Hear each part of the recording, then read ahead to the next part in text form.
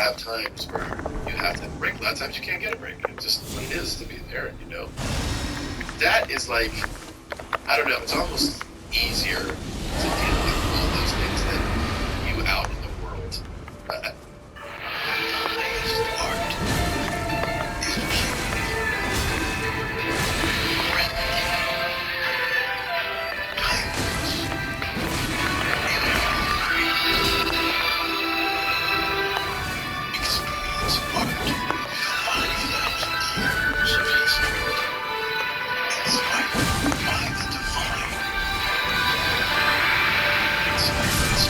Oh yeah, that's definitely gonna kill me.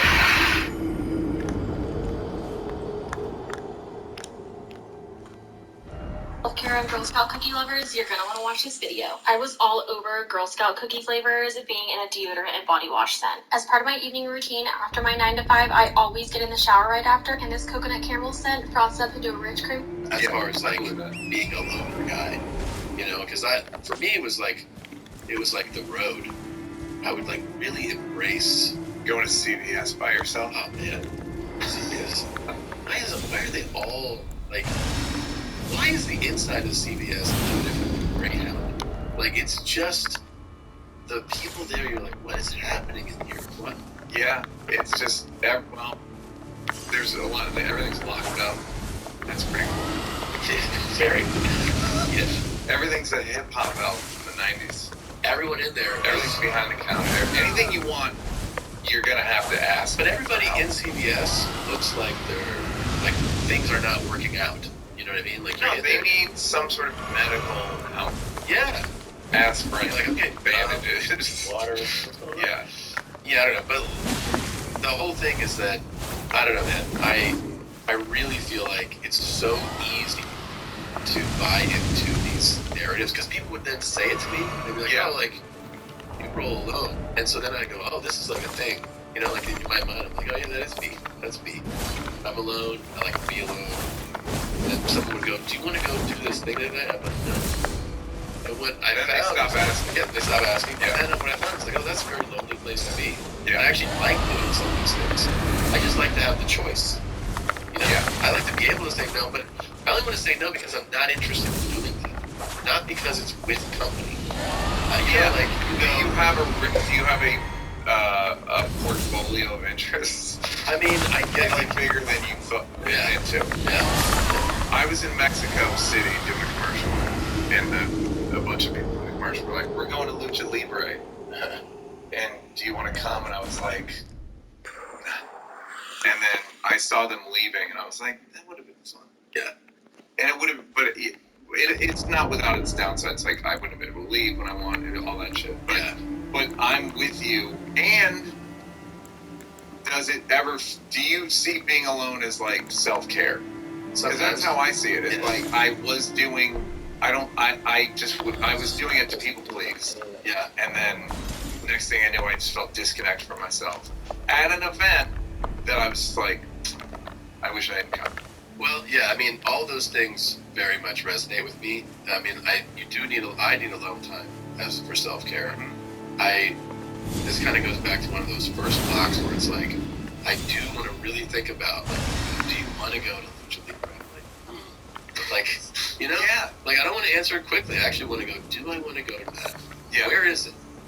Like, you know, what's like the layout? I mean, those are the things that, like, I think, do I have a way out is a huge one. Because I'm always like, if we go to this thing and I don't like it, can I get the fuck out of there? Yeah. Fast. Is it, do I have to say bye to everyone?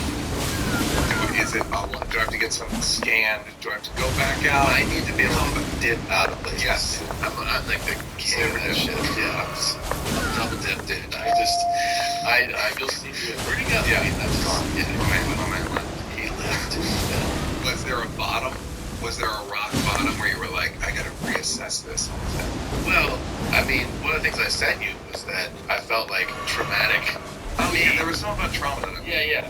For me, what I was applying it to was traumatic injury. So, you said the turning point of trauma. Yeah. But interesting insight. Yeah, so for me, you know, 2.5 years ago, I had this horrible double whammy where I tore my tendon, broke this arm, And it's if you talk to people in like, especially like PTs, doctors fix you and they're like, all right, yeah, bye. But PTs work with people weeks, months, sometimes years, and so they're with these people every day. Like somebody who has a horrible orthopedic injury, a car accident or whatever.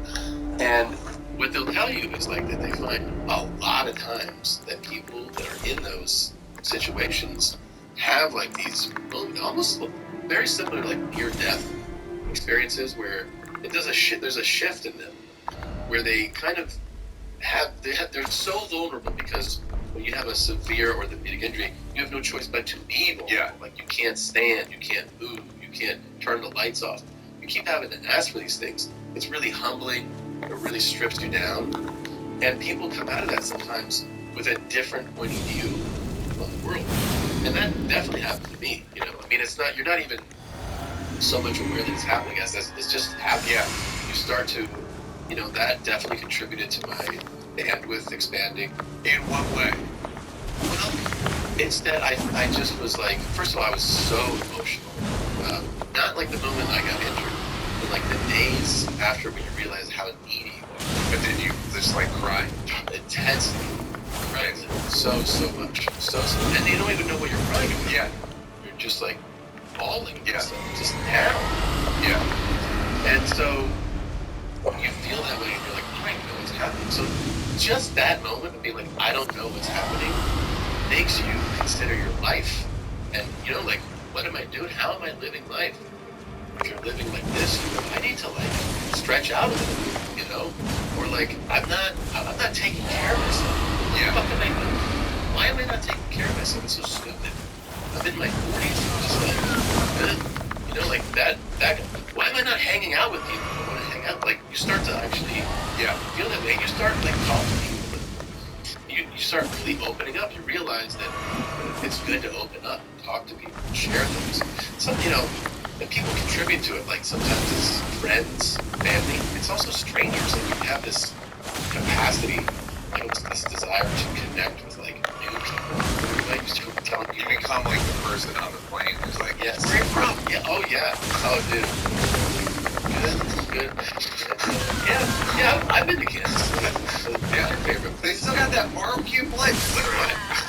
Fucking big. Almost got that. So you just want to like. I think what you ultimately really realize in those situations is like there's nothing like connection, human connection, and bonding. You bond. First of all, when you're in those really vulnerable situations, you develop this like such an affection for medical staff. Like you're like this, and that feeling like carries out of the medical facilities. You start wanting to do so much with like the person that was helping you. Yeah, like you couldn't move, you couldn't do anything. Yeah, and they didn't leave you for dead. And if you only have a 401k, you're not getting the most. Wait, what? Add a Robinhood IRA on top, and they'll boost it by 3%. Is that most for retirement? That's right. And the $1 matched. Most. I want the most retirement.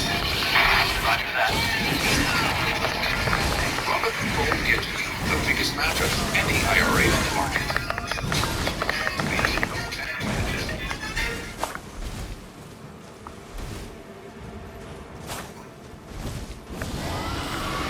Did you just retire?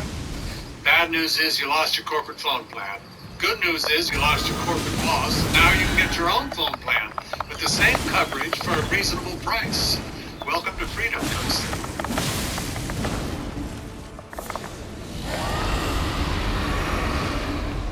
You couldn't move. You couldn't do anything. Yeah, and they didn't leave you for dead. And they that's their job. But they are, the reason they want the job is because they're inclined. They love those moments. Yeah, they love those moments. Yeah. And so you're just like, I still talk to my PT. We text all the time. I've seen her in like a year. Text all the time. Love you. Text her, I love you. It's like, and that bond and that connection carries into like another. I'll cut it out if you want. Yeah, thanks. But she's coming like hung out with her kids and her family. It's amazing. You just realize that like I don't know, if you were kind of like this person, and then you have those experiences, it really does start to bleed into every aspect of your life. Like wanting to expand your emotional bandwidth, wanting to change, realizing that you weren't leading the life that you could be leading. Yeah. So, like, I mean, if I was going to say something to you, I'd just say, like, get hit by a car and see No, how it I changes. said on here like a month ago, the only thing that makes people change is almost dying. And I said that to Rock one time. It's like, which everyone in we're a 12-step program, and Rock was like, everyone in a 12-step program almost died. Everyone, yeah. That's they're there because they almost drank, sex, and gambled themselves to death. And only then can you go like, oh, so people, huh? Yeah, and that's what you realize. The basic fucking idea was right after all. And you don't have the ability to, like... Yeah, you're right. It's the same thing where it's like a 20-year-old. You can't. Yeah. You can't. I mean, here's the thing. If you do, you're an anomaly. Yeah. Lucky ones, I guess. Yeah. But most of us don't just have that. Fuck this faggot. Yeah, and it can change. It changed your overall disposition 20%, 30%. Yeah, it really shifted. I have a notable shift. You know, like that I think people, if you're me, obviously you feel it and you know it. People that are very close to me all address it, all say it. That like it's affected all the other blocks too. It's like I'm better at saying what I want, saying what I like, giving my opinion on something. I am more confident. Why am I more confident? Because I've just grounded myself more in who I am, because I'm allowing myself to feel more and say what I think and feel, and not being scared. You know, I think before, I would stay here, but well, if I say this, what if Neil doesn't like me? You know, and I would just stay in that. And like anything, until you get better at practice it. You know, I'm just more comfortable at saying what I really want to say because I practice it. I had a thing in therapy recently where, you know, the way we grew up, similar enough that we're both sort of like, you can't really have needs, right? So I was in therapy talking about needs, and I just did like a reenactment, and mustaches and do a reenact, just do an EMDR where I'm going through a scenario with my dad, and I'm basically saying like, my needs are okay. My needs are okay. And then it evolved into, my needs are great. And I don't mean that like in an egotistical way. I mean it like when you're hungry, my needs are basically like an emotional appetite. Like I'm hungry, right? And when you're hungry and you're in a big city, you're like, this is exciting. We can get great food. Yeah. So my needs are just like an appetite. I'm hungry to get my needs met. So you can go to places you can get your needs met. And you're not going to get them met unless you ask for it. That's very at all. But the idea of seeing them as like natural and nothing I need to deny is like, was huge, like a huge shift in thinking. And like, oh, I'm looking forward to saying, hey, that hurt my feeling. Or just like, hey, I'd like more coffee or like getting my needs. Asking for my needs is like saying I'm hungry. That's a really good one. Yeah, it literally applies to everyone. Faggot. Fucking faggot. Get their needs met within reason. And the thing that applies to everyone is that none of them will be addressed if you don't say them. Nobody can read your mind. Nobody. Your best friend. Yeah, can't. Yeah. And the thing is that everything you're saying, before you do it, it actually, I don't think I can say, it is terrifying. You are terrified to do it. Yeah. It's very scary to go, I'm going to say what I mean. But once you do it, you realize it's way less scary than you thought. Then you're like, this actually feels great. Yes, and people are grateful that you're not relying on them to read your mind. Yeah. They're like, oh, you do? Okay, great. It's like also, like, I got so much better at, like, hey, this isn't working. Mm-hmm. I got fired so many people. So many people. In the last couple of years, I've just been like, yeah, this isn't, you know. Yeah. I used to be like, oh, what? You're like, I think they give it a year and a half, and I just go like, no, it doesn't work. This isn't good. And it's not good for them either. Exactly. You're doing both of you a favor. Yeah, like we don't. I mean, I've said it with writing partners. it's just not. Yeah. It's not. It should be close to like magic. Yeah. Or at least like, where not easy, but like relatively easy. Like try a race forward. Yeah. It shouldn't be like a real struggle. Yeah, this where you're worried and I'm worried, and Yeah, in relationships too, it's like, fuck, man, this shit's way too short to deal with that. But yeah, if we're not clicking on this, yeah, and we're like doing passes, and you're like, I get anxiety to actually talk to you, or like you suggest something, that's not fun. Yeah, let's try to have fun when we're doing this. So let's not do this. Yeah, it's like, we don't have to do this. Yeah. It's like, okay, yeah, and it's like you won't think about it again because you didn't think about it before. Right. Yeah. So much better. But it is the discount. It's the fear of it's like being at a restaurant and being afraid to order. Like it's the menu. True. It's like, can I have this steak? Maybe that's what, it's the hack from some women not being able to order, but maybe that's part of it. Right. That thing too is like, I've had conversations too where you're like, you're so afraid to bring this up. This is just, I don't know how this is. And you have the conversation, bring up whatever you're scared of, your insecurity, or how something made you feel. 100% of the time, it's been better. It's the only way to make it better. Yeah, it's the only way. Is to acknowledge the truth of a situation, and then you just like the person more. Yeah, it's completely. It really works. Yeah, it really works.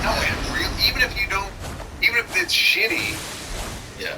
Even if it's a shitty thing, and you stop working together, being friends or whatever, you understand each other. Yeah. And you're like, I fuck with that person, even though I don't fuck with them.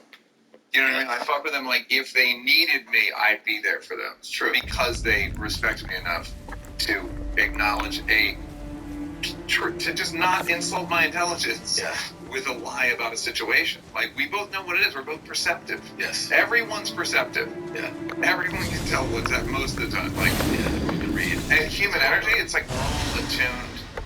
It's like when people go, can you tell I had surgery? It's all I can tell.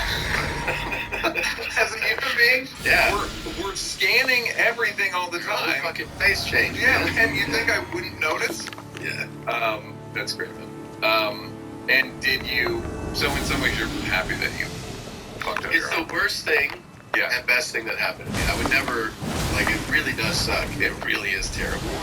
I would never really wish that on someone, and I would not want to experience that again. I definitely have PTSD from it and all that, but... Will you describe the PTSD as you understand it? Well, what happens is, for me, it's like, it happened during this physical act, right? And it was spontaneous. It was really like out of nowhere thing. And so what happens is, like, when the thing that happens is that traumatic, that traumatizing, there's no escaping your mind, but like that can happen again. And sometimes, one of the things that I've done is I try to really do a lot of physical things. Like, because I don't... Relatively dangerous, or just like push-ups? I just, I'll still like work out a lot. Like, I was boxing today, and I put this wrap on my arm because I have nerve pain from it, and so it allows me to still punch, still feel this pain. I'm doing it. Shooting? Vague? Is that shooting pain? Or like a vague, No, like, there's certain contact where it just, it goes up and down the arm. Numbness, the hand, things like that. The arm pain can be pretty painful, but I do it because I don't want to, like, not do things that would keep me, to scare me away from and it's also one of those things that lets you do it, and you'll just get more scared of it. Yeah. So I do that as I'm playing basketball again. I lift weights. I do things like that. I did do some things like whenever we get in the water, paddleboarding in the ocean. I'm doing like flying, race car driving, like things like that are more dangerous. But I'm not doing them because they're dangerous. I'm just like, I want to do this, and I don't want to be scared to do things. Yeah. But like, honestly, I'll see whatever, you're walking on a platform, you see a big drop, immediately it's the emotion that you'll feel from that can be like, well, the one that's probably the craziest is a slippery floor, because my knee popped first.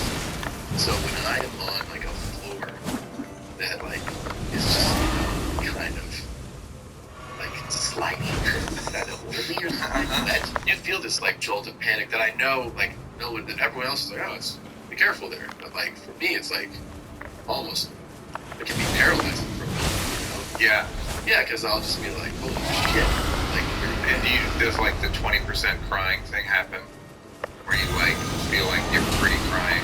it's such like a shell shock feeling. Uh-huh. It's a moment of panic. It's like actually genuine panic, where it's almost like the crying would, any feeling like that would come after because you're so caught up in the fact that like Sort of a fight or flight. yeah, like a fight or flight there, and then afterwards you feel the emotion like fuck, I'm getting really scared right now. Yeah. Really scared. You have like you can afford like basketball games where they have for like young adults. And I was playing this game where we were at these public courts, indoor courts, that it was just like a shit floor, and everybody was sliding, everyone was like, this floor sucking. I was like, I just stopped like playing defense. I was like, drive on me. Like, I'm not. I was like, I'm, you know,